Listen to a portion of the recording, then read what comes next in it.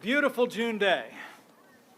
To see all of you out in the sunshine, would you join me in just thanking Governor Kim Reynolds and her husband Kevin for the incredible work that they do for the people of Iowa every day. That's a great leader. Governor Reynolds, to Mayor Barney Reuter, and to the first woman ever elected to the Iowa House of Representatives, Speaker Linda Upmeyer. It is great to be back in the Hawkeye State as this state and America make a transition to greatness.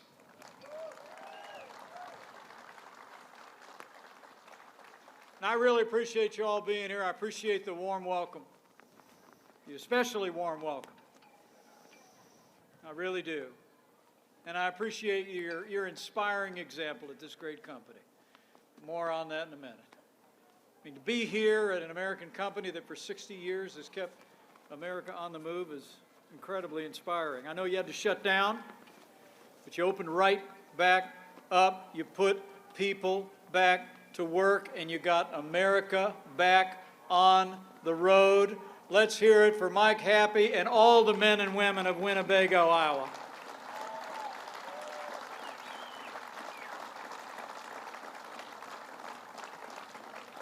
And before I begin, allow me to bring greetings from another friend of mine, a man who loves the state of Iowa, who's actually the best friend American manufacturing has ever had. And he even said the other day that he and Melania might just buy an RV real soon. I bring greetings from the 45th President of the United States of America, President Donald Trump.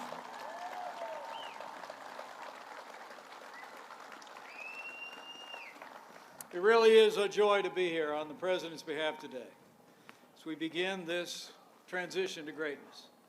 You know, as I stand before you today, I'm proud to report that after the difficult times through which we have passed as a nation, that today every state in this country and nearly 3/4 of America's small businesses have already begun to reopen. We're opening up America again, and you're part of that story. And we're building on the strong foundation of the first 3 years of this administration. After we cut taxes, rolled back regulations, fought for free and fair trade, unleashed American energy, supported American ethanol, we saw 7 million jobs created by businesses large and small. And on that foundation, once we started to open up America, you might have seen it a little more than a week ago. In the month of May, the people of America saw the largest one-month increase in job creation in American history. 2.5 million jobs added to our economy. I mean, I can't think of a greater example of America's resilience and strength than those numbers. I mean, the expert economists were all telling us that in that report that we would likely lose up to 8 million jobs. And they said that unemployment, Governor, was likely going to go from 14% maybe up to 20%. But the American people proved them wrong. And businesses large and small created 2.5 million jobs. And I don't know if you heard about it yet, but just this morning, after economists predicted that retail sales would increase by maybe 8% for the month of May, the American people shattered expectations again. Retail sales in America soared to 17.7%, the largest monthly increase ever recorded. America's going back to work. The recovery is on, and we're going to make our economy strong again, I promise you, on the same agenda that created millions of jobs over the past 3 years.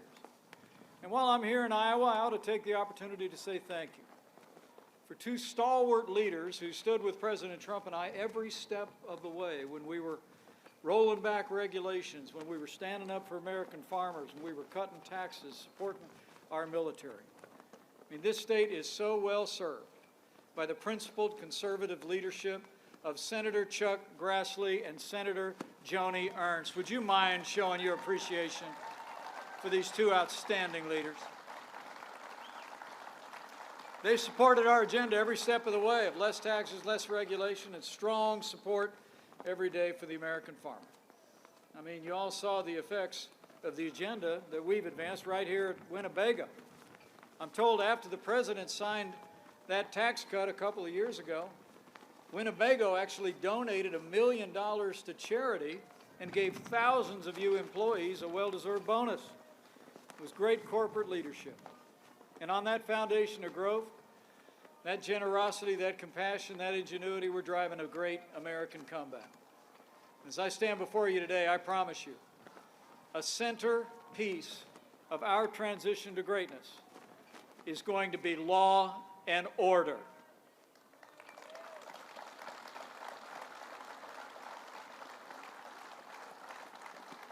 Let me say from my heart, what happened to George Floyd was a tragedy and a disgrace. It should have never happened. It shocked the conscience of our nation.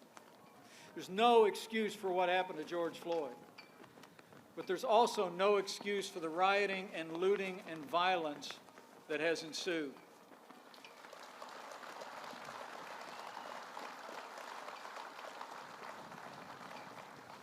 Like every American, we cherish our First Amendment. We respect the concerns of peaceful protesters.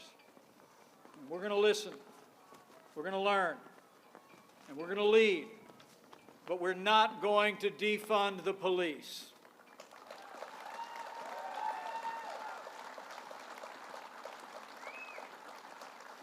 I mean, you all here at Winnebago know, people in Iowa know, most of the men and women who put on the uniform of law enforcement every day are the best of us, the best this country has to offer. But over the past several weeks, President Trump and I have been taking time in this challenging national moment to listen. We've sat down with leaders in law enforcement. We've sat down with leaders in the African American community. As the President said today from the Rose Garden, we are one nation. We grieve together, and we heal together. And today, after listening and learning, President Trump signed an executive order that will make immediate resources and training available to police departments across America to improve standards for the use of force, de-escalation, and accountability. We're going to help our police improve. And I know Governor Kim Reynolds brought about a unanimously passed piece of legislation she signed on the steps of your state capitol just last Friday, creating more oversight and more accountability. And I want to thank you, Governor, for your compassionate leadership, your support for law enforcement, and for bringing Iowa together.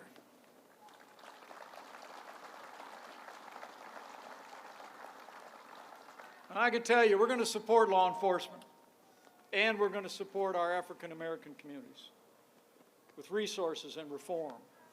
But we're not going to stop there.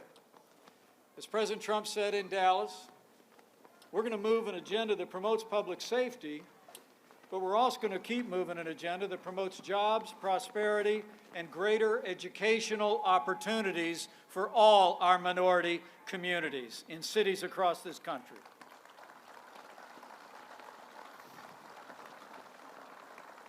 Just like we did over the last 3 years, which saw the lowest unemployment ever recorded for African Americans. That saw this president create more than 8,000 opportunity zones in communities across the country, attracting billions of dollars of investment. We're going to work to bring jobs and investment to underserved communities. We're going to address the healthcare disparities that we learned especially about during the coronavirus pandemic. We're going to bring market solutions to give our minority communities more choices in their health care. And we're going to keep fighting every single day to give our African American families and every family the right to choose where their children go to school, a public, private, or parochial school. It'll be the parents' choice.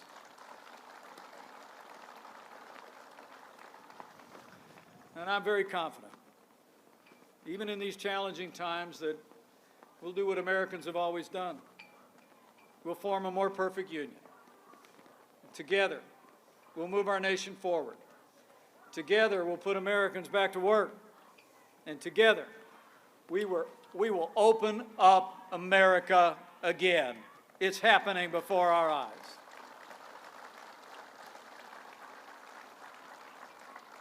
You know, the comeback that we celebrate today would not have been possible without your hard work and determination. But let me also say, it would not have been possible without the leadership of President Donald Trump in partnership with governors and with the American people. You know, before we had a single coronavirus case in this country, this president shut down all travel from China. It bought us invaluable time to stand up our national response. You know, it's remarkable to think at the end of February, when he asked me to lead the White House Coronavirus Task Force, we'd actually performed less than 8,000 coronavirus tests in the entire country. But today, we're testing roughly 60 times that number every single day. We've performed more than 23 million tests, more than anywhere in the world. That's American ingenuity at work. And let me take this opportunity to also commend your governor. Governor Kim Reynolds has already tested nearly 250,000 people through the Test Iowa program. In her tireless efforts, she's put the health of Iowans first, and Iowa's been setting the pace in the progress that we've made in this pandemic and opening up this great state again. Governor, thank you again for your leadership and your example. In addition to testing, we've been giving states what they need when they need it. That included more than 158 million masks and gowns and face shields and personal protective equipment here in Iowa alone. And thanks to that same ingenuity and hard work of American manufacturing, I'm proud to tell you, no American with coronavirus who ever needed a ventilator was ever denied a ventilator in the United States. That's a national accomplishment.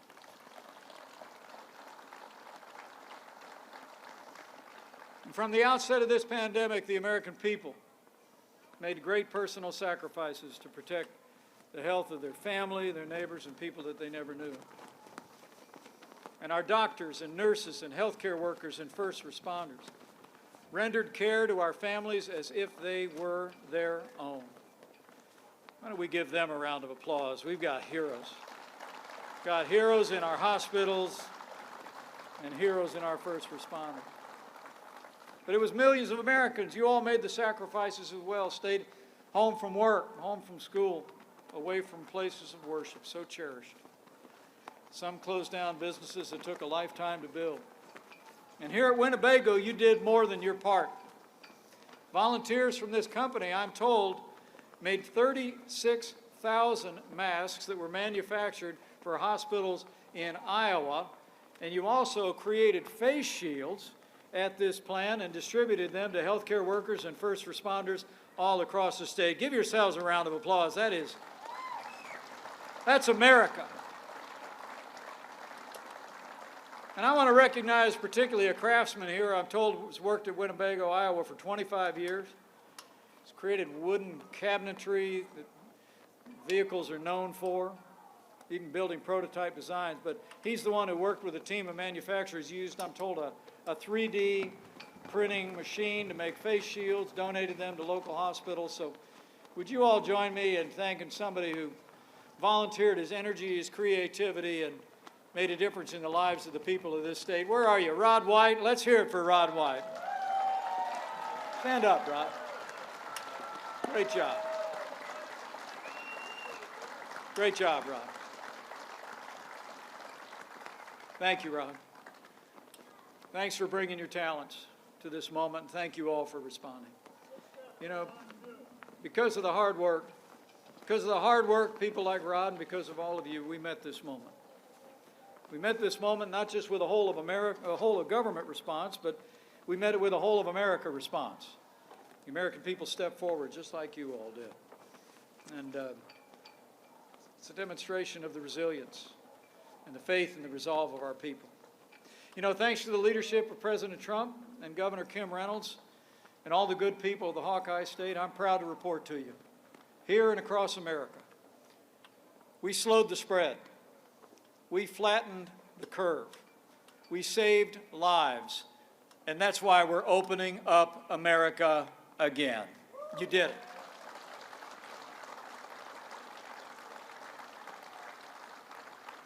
And as I said at the start, now all 50 states have begun to reopen in a safe and responsible way. You know, even before we got through those 45 days to slow the spread, the President had us issue guidelines to give counsel to governors like yours about how a phased reopening could work to strengthen the economy while protecting the health of our families, while continuing the practices that keep our families and communities safe.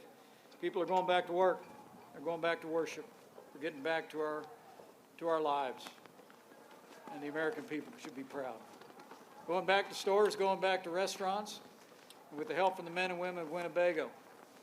We're also enjoying the great outdoors, I'm told, like almost never before. We're putting American manufacturing back to work. I know since May 4th, you all have been working hard, been maintaining your social distancing, doing your daily health checks, you've been taking care of your neighbors and your co-workers, you've been putting the health of your neighbors first. And it's a remarkable example that you've set here.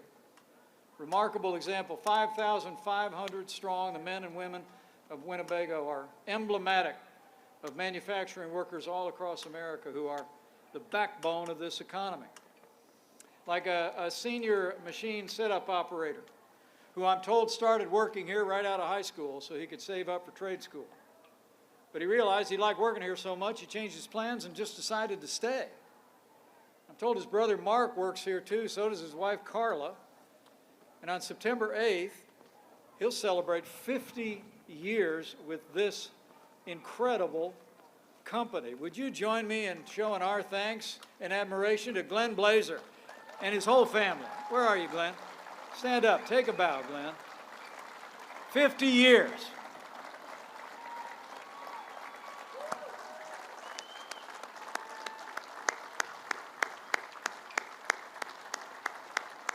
Congratulations, Glenn. Awesome.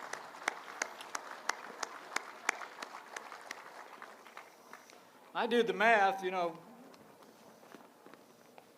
Glenn must have started here after this place has been going about 10 years. Been here ever since. Made an incredible difference. You helped set the pace for a company that's making a great difference, not only in this community, not only in this state, but all across the nation. You know, I was just told by some of the leadership here at the company that Americans are buying RVs at a pretty rapid pace. In fact, usually, I think we heard that roughly about a third of buyers every year are first-time buyers. It's pushing more like 50%. America is hitting the road in American-made RVs. And you all should be proud that you made it happen. I mean, think about it. As the President has said, gas prices are low, summer's almost here. What better time to go see America in a great RV? You know, so it's great to be back in the Hawkeye State, to be able to talk about this great American comeback. But also to just say thank you, not just on behalf of the President of the United States, but just on behalf of a grateful nation. It's men and women like you and companies like this that keeping America rolling, are getting America rolling again. I mean, it was companies in essential industries that literally never stop. And companies like this one, like Rod did, who transformed themselves to be a part of the solution for our healthcare workers and for our families. In one of the most challenging times in the life of our nation, it was the people who make things and the people who grow things who stepped up. And so I'm proud to be able to be here, to pay a debt of gratitude to each and every one of you. Just to say thank you for what you've done. You know, it seems like these days, you turn on the television, that it seems like there's more that divides us these days than has ever been true in my lifetime. But, you know, I actually think otherwise. I think there will always be more that unites us in these United States of America than could ever divide us. And chief among those virtues is a love of freedom and the faith of the American people.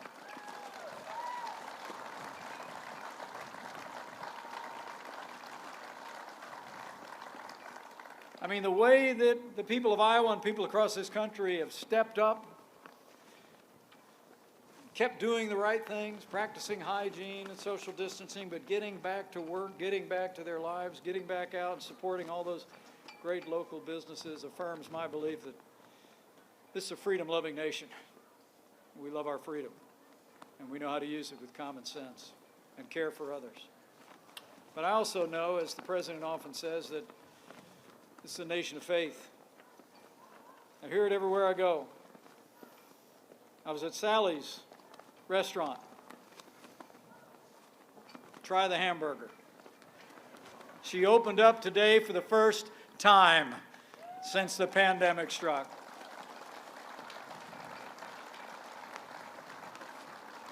You know, as I walked around Sally's restaurant, I had more than a few people say those words that I hear just about everywhere I go in America, and that is when people look at you and they lower their voice a little bit and they just say, I'm praying for you. And you always know when people mean it, when it comes from their heart. And so let me just say as I close that if you're inclined to bow the head and bend the knee from time to time, I encourage you to do that during these challenging times.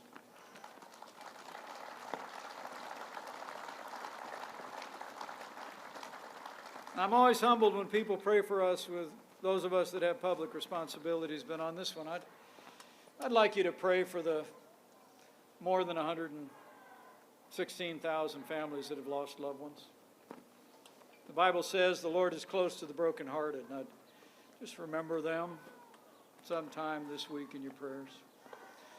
Pray for all of those who have labored to provide care month after month, who've looked after our loved ones in hospitals, oftentimes taking the place of family that couldn't be with them because of the strictures of the contagion of the coronavirus. So pray for our healthcare workers and all of those that have been alongside. And in these times of national challenge, I just also encourage you to pray for America. Pray for all the people of America. And claim those ancient words that if his people who are called by his name will humble themselves and pray, you can believe that he'll do like he's always done. In much more challenging times, he'll hear from heaven and he'll heal this land, this one nation under God, indivisible, with liberty and justice for all.